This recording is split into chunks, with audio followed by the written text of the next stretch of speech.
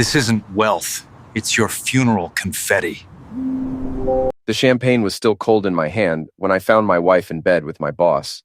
24 hours earlier, I'd been Ethan Grant, unemployed corporate strategist with a mortgage I couldn't afford and a marriage hanging by designer threads. Now, I was Ethan Grant, holder of a $25 million consulting contract and apparently the biggest fool in suburban Chicago. Jesus Christ, Marissa. The words came out flat, emotionless, like I was commenting on the weather. She didn't even have the decency to look embarrassed.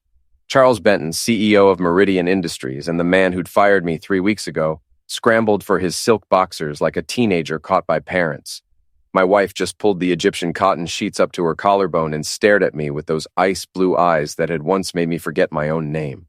Ethan, her voice was steady, controlled. We need to talk. Do we?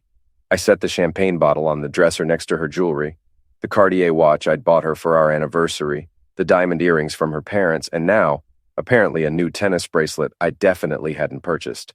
Because it looks like you've been doing plenty of talking without me. Charles finally found his voice along with his pants. Look, Grant, this isn't what it looks like? I laughed, and it sounded harsh even to me. It looks like my wife is screwing the man who destroyed my career. So, unless there's some other interpretation I'm missing, I think we're all clear on what this is. The front door chimed downstairs. Of course, because my day wasn't complete without Marissa's parents arriving for their weekly inspection of our lives. I could hear Eleanor Stanton's voice drifting up the stairs, sharp and disapproving as always. Marissa? Darling, why is Ethan's car in the driveway? Doesn't he have interviews to attend? Marissa's face didn't change, but I caught the slight tightening around her eyes. They don't know you're here, she said to Charles. This is perfect, I muttered. Absolutely perfect. Charles was fully dressed now, straightening his tie like he was heading into a board meeting instead of sneaking out of my bedroom. Ethan, let's be adults about this. What do you want? What did I want? 3 weeks ago, I'd wanted my job back. This morning, I'd wanted to celebrate landing the biggest contract of my career. An hour ago, I'd wanted to share champagne with my wife and tell her we were finally going to be okay. Now, I wanted to watch both of them burn. I want you to leave, I said quietly. Both of you can figure out how to explain this to the Stantons. Ethan, Marissa started. No, I held up my hand. I'm done with the explanations, the excuses, the pretending. You want Charles? You can have him, but you don't get to keep me as backup while you figure it out. I turned to leave, but Charles's voice stopped me. The contract, Grant, the Meridian Consulting deal. You might want to think about how this affects your future.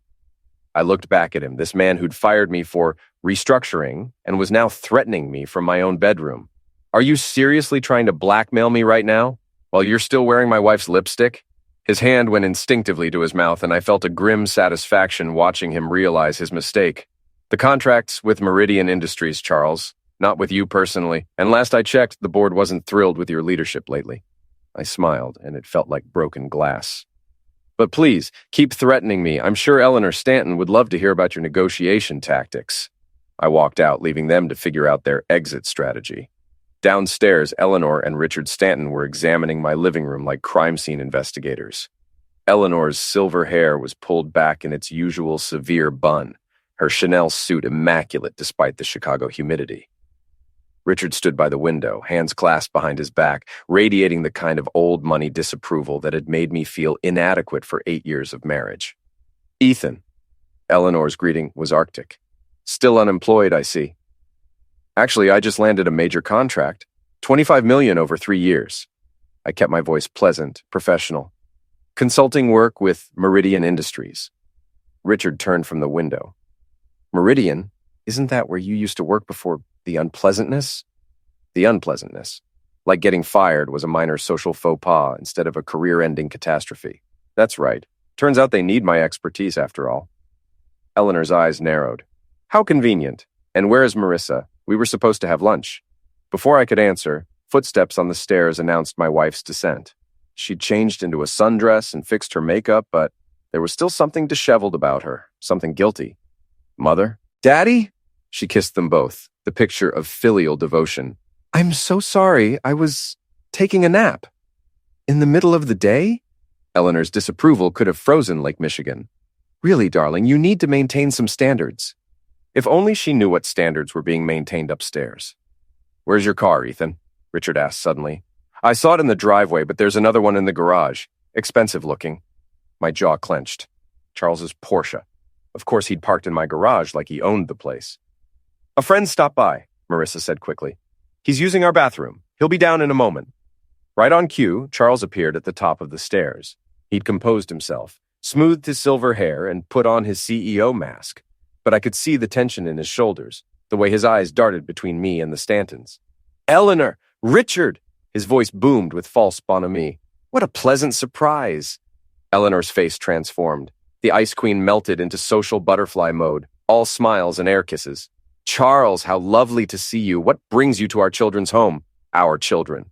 Like Marissa and I were still teenagers playing house. "Business, actually." Charles shot me a look that could have cut steel. "Ethan and I were discussing a potential consulting arrangement. Very promising." "How wonderful." Eleanor clapped her hands together.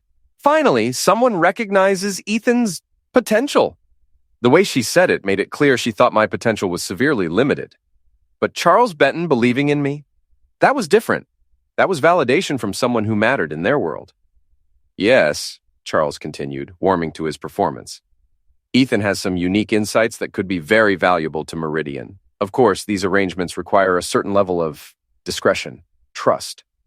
The threat was subtle but unmistakable. Play along or lose the contract. I looked at my wife, standing between her parents and her lover, and felt something cold settle in my chest. She met my eyes for just a moment, and I saw it all there. The calculation, the certainty that I would fold, that I needed this contract too much to rock the boat. She was right, of course. 3 weeks ago, she would have been absolutely right, but that was before I'd spent 21 days eating ramen and watching our savings evaporate. Before I'd swallowed my pride and called every contact I had, begging for work. Before I'd finally caught a break with this contract, only to come home and find my wife celebrating with the man who'd tried to destroy me. "You're absolutely right, Charles," I said slowly. "Trust is everything in business. And discretion." I smiled at Eleanor and Richard. "I'm sure you'll both be very discreet about Charles's visit today. Wouldn't want the wrong people getting the wrong idea about why the CEO of Meridian Industries spends his afternoons in our bedroom." The silence that followed was deafening. Eleanor's mouth opened and closed like a fish. Richard's face went through several interesting color changes. Marissa looked like she wanted to disappear into the hardwood floors. Charles, to his credit, kept his composure. "Ethan, I think you are overwrought. Perhaps we should discuss this later when you've had time to think clearly." "Oh, I'm thinking very clearly." I picked up the champagne bottle from where I'd left it on the side table. Dom Perignon, $200 I couldn't afford, bought to celebrate a contract that was now hanging by a thread. In fact, I've never seen things more clearly in my life. I walked to the front door and opened it wide. "Charles, thank you for stopping by. I'm sure you have other appointments to keep." He straightened his tie one more time, nodded to the Stantons, and walked past me without another word. But as he reached the threshold, he leaned in close enough that only I could hear. "This isn't over, Grant. You have no idea what you're playing with." I watched his Porsche disappear down Maple Street, then turned back to face the wreckage of my living room. Eleanor and Richard looked like they'd been hit by a truck. Marissa stood frozen in the middle of the room, her perfect composure finally cracking. "Well," I said cheerfully, "this has been fun, but I have some calls to make. Contract negotiations, you understand?" I headed for the stairs, leaving them to sort out the pieces. Behind me, I heard Eleanor's voice, sharp with panic. "Marissa, what is he talking about? What bedroom? What was Charles doing upstairs?" But I was already climbing toward my office, my mind racing with possibilities. Charles thought he held all the cards because he controlled the contract. The Stantons thought I was still the same desperate man who'd married their daughter for love and stayed for fear. They were all wrong. I had 25 million reasons to play this game differently now, and unlike them, I had nothing left to lose. My phone buzzed as I reached the top of the stairs, a text from an unknown number. "Business and pleasure, Ethan. You should try both. CB." I stared at the message for a long moment, then deleted it, but not before screenshotting it first. Game on, Charles. Game on. The Meridian Industries Charity Gala was the kind of event where Chicago's elite gathered to write tax-deductible checks and pretend they cared about underprivileged children. Black tie required, compassion optional. Under normal circumstances, I would have avoided it like the plague. But the consulting contract had a social clause. Attendance at key company events was mandatory for relationship building and brand alignment. Corporate speak for dance for your supper, monkey. I adjusted my rented tuxedo and surveyed the ballroom of the Drake Hotel. Crystal chandeliers cast warm light over tables that cost more per plate than most people made in a week. The guest list read like a who's who of Chicago power brokers, politicians, CEOs, old money families who'd been running the city since before the Great Fire. And somewhere in this sea of designer gowns and practiced smiles were my wife and her lover, probably planning my professional funeral. Ethan Grant? I turned to find a woman in her 50s approaching, champagne flute in hand and a predatory smile on her lips. Margaret Holloway, society reporter for Chicago Magazine, the kind of journalist who could make or break reputations with a well-placed paragraph. Margaret, lovely to see you. I summoned my best networking smile. Wonderful turnout tonight. Indeed. Though I have to say I was surprised to see your name on the guest list, given recent developments. Her eyes gleamed with malicious curiosity. I heard through the grapevine that you and Meridian had parted ways. Temporarily. I'm actually back in a consulting capacity. New contract, new opportunities. I kept my voice level, professional. Sometimes a fresh perspective is exactly what a company needs. How fascinating. She leaned in closer, lowering her voice conspiratorially. And how does Marissa feel about you working with Charles Benton again? I imagine that creates some interesting dynamics at home. The question hit like a punch to the gut, but I managed to keep smiling. Margaret Holloway didn't ask random questions. She knew something or suspected something and was fishing for confirmation. Marissa's always been supportive of my career. She understands that business is business. Of course. Margaret's smile sharpened. Well, speak of the devil. I followed her gaze across the ballroom and felt my stomach drop. Marissa had just entered, her arm linked through Charles's like they were arriving at their own wedding. She wore a stunning red gown that hugged every curve, a dress I'd never seen before and definitely hadn't paid for. Charles was resplendent in a custom tuxedo, his silver hair perfectly styled, looking every inch the powerful CEO. They were beautiful together, confident. They belonged in this world in a way I never had and never would. The conversations around us died as heads turned to track their progress across the room. I caught fragments of whispered commentary. Stunning together, don't you think? Heard he's getting divorced? Poor Ethan Grant must be devastating. Margaret Holloway was watching my face with the intensity of a scientist observing a lab rat. Interesting, she murmured. Very interesting indeed. Before I could respond, disaster struck in the form of Jeremy Walsh, one of Marissa's country club friends, and a man who'd never liked me even when my marriage was solid. He approached with the swagger of someone who'd had too much champagne and not enough sense. Ethan, didn't expect to see you here tonight. His voice carried across the immediate area, drawing attention. Thought you'd be home updating your resume. Jeremy, I nodded politely. Always a pleasure. I bet it is. He grinned, clearly enjoying himself. Must be tough, watching your wife move up in the world while you're, well, wherever you are these days.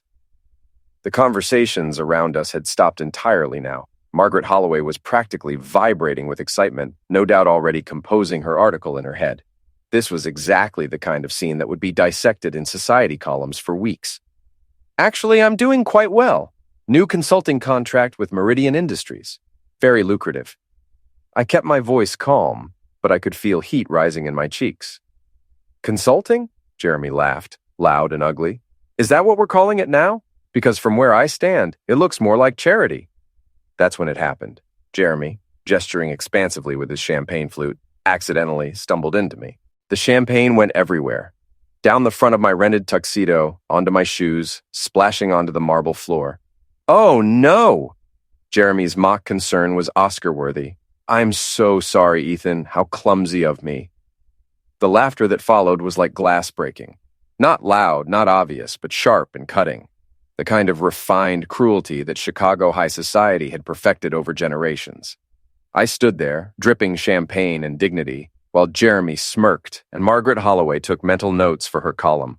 Across the room, I caught sight of Marissa watching the scene unfold. Her face showed the perfect amount of concern, enough to look sympathetic, not enough to actually help. Charles was beside her, his hand on her lower back in a gesture that was both possessive and protective. He said something in her ear that made her smile, and I realized with crystal clarity that they were enjoying this. My humiliation was entertainment for them. "Ladies and gentlemen, if I could have your attention, please." The voice that cut through the ballroom chatter belonged to Victor Lane, former CEO of Meridian Industries and the man Charles Benton had ousted in a boardroom coup 2 years ago. He stood at the podium, distinguished in his perfectly tailored tuxedo, commanding the room with the kind of presence that came from decades of corporate warfare. What was he doing here? I know you're all eager to hear about tonight's charitable cause, but first, I'd like to make a special announcement about Meridian Industries' exciting new consulting partnership. My blood turned to ice. This wasn't part of the program. As many of you know, Meridian has been undergoing significant changes in recent months. New leadership, new strategies, new challenges. Victor's eyes found Charles across the room, and his smile was razor sharp. Which is why I'm so pleased to announce that my consulting firm, Lane Strategic Solutions, has entered into a partnership with one of Chicago's most innovative corporate strategists. He gestured toward me, and suddenly every eye in the ballroom was focused on my champagne-soaked form. Ethan Grant brings a unique perspective to corporate restructuring, the perspective of someone who's seen organizations from both the inside and the outside. His insights into Meridian's operational challenges have been illuminating. The room was dead silent. I could see Charles's face from across the ballroom, and he looked like he'd been hit by a truck. Marissa's perfect composure had cracked, confusion and something that might have been fear flickering in her eyes. Victor continued, his voice carrying easily across the stunned crowd. In fact, Mr. Grant's analysis of certain irregularities in Meridian's recent financial reports has been so thorough that we've decided to present our findings to the board next week. Irregularities, financial reports, board presentation, holy crap. Victor Lane wasn't just making a social announcement, he was declaring war on Charles Benton, and he'd somehow made me his tool of choice. But enough business talk, Victor said smoothly. Tonight is about charity, after all. Please enjoy the evening. The conversations resumed, but the energy in the room had shifted completely. I was no longer the pathetic ex-employee being humiliated by Jeremy Walsh. I was Victor Lane's partner, armed with information that could destroy Charles Benton. Margaret Holloway appeared at my elbow like a shark scenting weakness. "Well, this is a fascinating development. I don't suppose you'd care to comment on these irregularities Mr. Lane mentioned?" Before I could answer, Victor himself materialized beside us. Up close, he was even more imposing, silver-haired and sharp-eyed, with the kind of quiet confidence that came from winning more battles than you'd lost. "Margaret, always a pleasure. I hope you'll forgive me if I steal Mr. Grant away. We have some urgent matters to discuss." He guided me away from the reporter and toward a quiet corner of the ballroom, his hand firm on my shoulder. "Victor Lane," he said, extending his hand. "I believe we have some mutual interests to discuss." Ethan Grant. And I have to say, your timing is impeccable. Victor's smile was cold and predatory. "I've been watching the situation at Meridian with great interest. Charles Benton has made some questionable decisions since taking over my position, decisions that have created opportunities for those willing to act on them. And you think I'm willing to act? I think you're a man who's been pushed too far by people who underestimated you." Victor's eyes flicked toward where Charles and Marissa stood, now surrounded by concerned board members asking uncomfortable questions. "I think you're ready to push back." He was right, of course. 3 weeks ago, I would have taken Jeremy's champagne bath and slunk home with my tail between my legs. I would have accepted Charles's affair with my wife as just another way the universe had decided to screw me over. But that was before I'd spent 21 days eating ramen and contemplating bankruptcy. Before I'd clawed my way back from professional death, only to find my wife celebrating with my executioner. Before I'd realized that sometimes the only way to win a rigged game is to flip the table. "What did you have in mind?" I asked. Victor's smile widened. "Why don't we discuss it over dinner tomorrow night? I think you'll find my proposal very motivating." Across the ballroom, Marissa was making her way toward us, her face a mask of controlled panic. Charles was right behind her, his CEO swagger replaced by something that looked suspiciously like fear. "Ethan," Marissa's voice was honey over steel, "we need to talk." "Do we?" I looked her up and down, taking in the expensive dress, the new jewelry, the perfectly applied makeup. Because it seems like you've been talking plenty without me. Don't be childish. This is important. You're right. It is important. I turned to Victor. Dinner tomorrow sounds perfect. Should I bring anything? Financial records, perhaps? Internal memos? The color drained from Charles's face. Grant, you're making a serious mistake. Am I? I looked around the ballroom at all the faces watching our little drama unfold.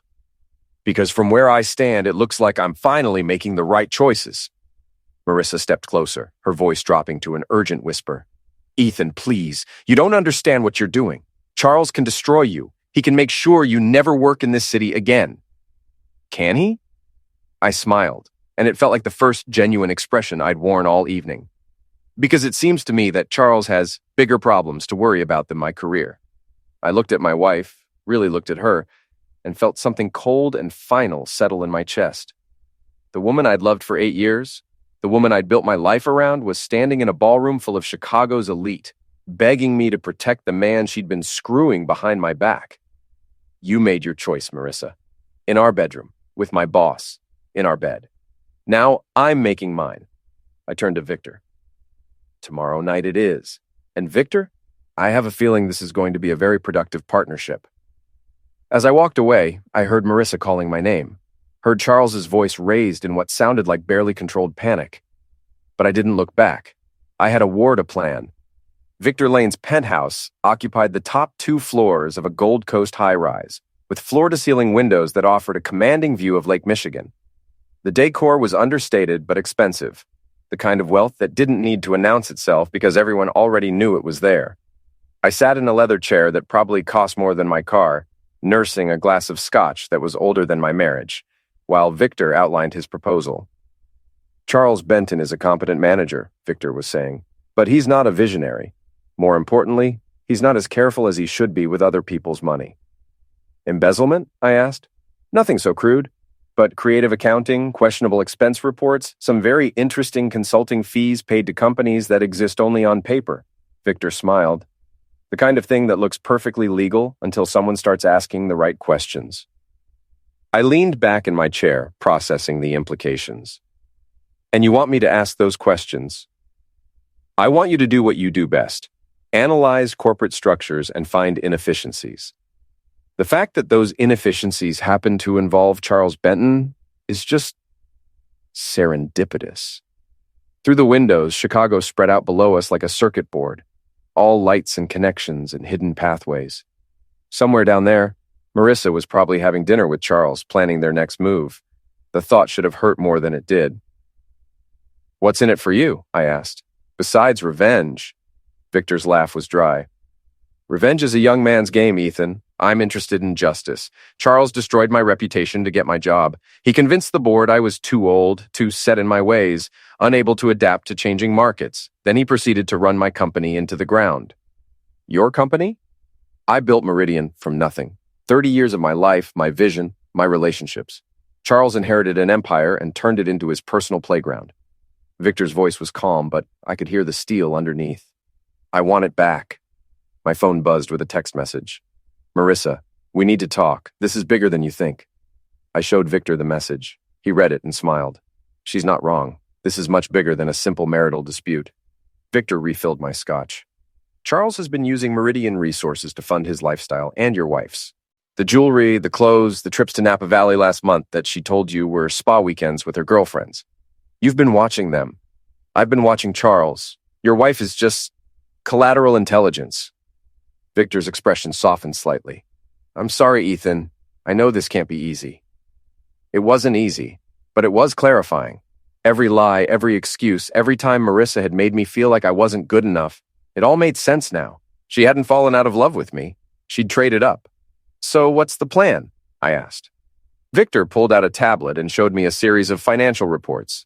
Charles has been very creative with expense accounts. Private jet flights to client meetings that were actually romantic getaways. Hotel suites charged to executive training that were used for personal entertainment. Jewelry purchases classified as corporate gifts. I scrolled through the documents, my corporate strategist brain automatically cataloging the irregularities. It was elegant in its simplicity, nothing technically illegal, but ethically questionable enough to destroy Charles's reputation if it became public. The board would have to act on this, I said. The board would have no choice. Meridian is a publicly traded company. Shareholders don't appreciate executives who treat the corporate treasury like their personal piggy bank. My phone buzzed again. This time it was a call from Jules Morrison, my best friend and the only person who'd stood by me through the divorce proceedings. Jules was an ex-cop turned private investigator, which made him useful for situations exactly like this one. I need to take this, I told Victor. Ethan. Jules's voice was tight. We have a problem. I've been doing that background check you asked for on Charles Benton, and I found something you need to see. What kind of something? The kind that explains why your wife's been acting so strange lately. Can you meet me at Murphy's in an hour? Murphy's Tavern was the kind of dive bar where cops and ex-cops went to drink away their disappointments. Jules was already there when I arrived, hunched over a beer in a corner booth with a manila folder spread out in front of him. Tell me, I said, sliding into the opposite seat. Jules opened the folder and pulled out a series of photographs. I've been following Charles and Marissa for the past week, like you asked. Most of it was what you'd expect. Fancy restaurants, hotel rooms, shopping trips. But then I saw this. He handed me a photograph taken with a long lens. Charles and Marissa were sitting in his Porsche outside a medical building, and Marissa was crying. Gynecologist's office, Jules said quietly. She was in there for 2 hours. The implications hit me like a physical blow. She's pregnant.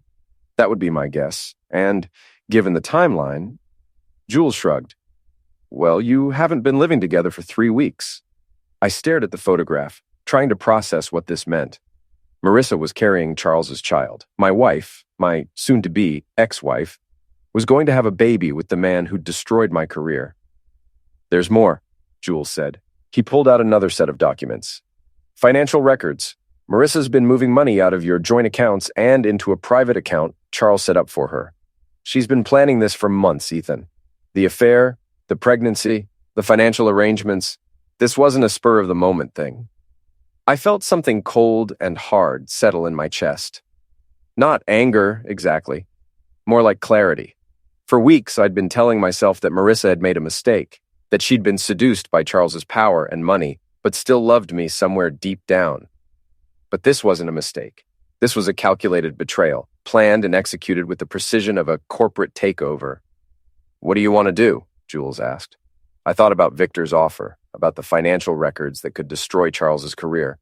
I thought about Marissa, pregnant with another man's child while still legally married to me. I thought about Jeremy Walsh's champagne bath and Margaret Holloway's predatory smile and all the ways Chicago's elite had made it clear I didn't belong in their world. I want to burn it all down, I said. Jules grinned. Now you're talking. What do you need? Everything. Financial records, phone logs, hotel receipts, credit card statements. I want to know every lie they've told, every dollar they've stolen, every law they've bent. I finished my beer and stood up. And Jules, I want it all documented. Photographed, recorded, legally admissible. Going to court? Maybe. But first, I'm going to give them a chance to do the right thing.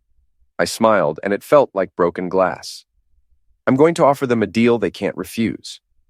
Back at Victor's penthouse, I found him reviewing the Meridian financial reports with the intensity of a general planning a battle. How did your meeting go? He asked. Productively. My wife is pregnant with Charles's child, and they've been stealing from our joint accounts to fund their new life together. Victor looked up from his tablet. That complicates things. Does it? Because from where I sit, it simplifies them considerably. I poured myself another scotch. They've made their choice. Now we make ours. What did you have in mind? I pulled out my phone and showed Victor the photographs Jules had given me. Charles has been using company resources for personal expenses. Marissa has been stealing from our joint accounts. They're both vulnerable to exposure. You want to blackmail them. I want to offer them a choice. Charles can resign quietly and make restitution to Meridian, and Marissa can agree to a clean divorce with no alimony claims. In exchange, their secrets stay private. Victor considered this. And if they refuse, then we go public with everything. The financial irregularities, the affair, the pregnancy, the theft. We let Margaret Holloway and her colleagues tear them apart in the society pages while the SEC investigates Meridian's books. That would destroy them both. Yes, I said. It would. Victor was quiet for a long moment, studying my face. You've changed, Ethan. 3 weeks ago, you were a desperate man begging for work. Now you're talking about destroying two people's lives with the calm of a corporate executioner. He was right. 3 weeks ago, I would have been horrified by what I was planning. I would have taken the high road, filed for divorce quietly, and tried to rebuild my life without hurting anyone else. But that was before I'd learned that mercy was weakness in Chicago's elite circles. Before I'd discovered that playing fair was just another way of saying you were willing to lose. They made me into this, I said. Charles fired me to clear the way for his affair with my wife. Marissa married me for stability and traded me in for a better model when one became available. They both counted on me being too decent, too weak, too afraid to fight back. I raised my scotch in a mock toast. Here's to proving them wrong. Victor smiled and raised his own glass. To justice, then, however it needs to be served. We drank, and I felt something fundamental shift inside me. The old Ethan Grant, the one who'd played by the rules and trusted in fairness and believed that good things happen to good people, was gone. In his place was someone harder, colder, and infinitely more dangerous. Someone who was about to teach Chicago's elite that there were consequences for treating people like disposable assets. The war was about to begin.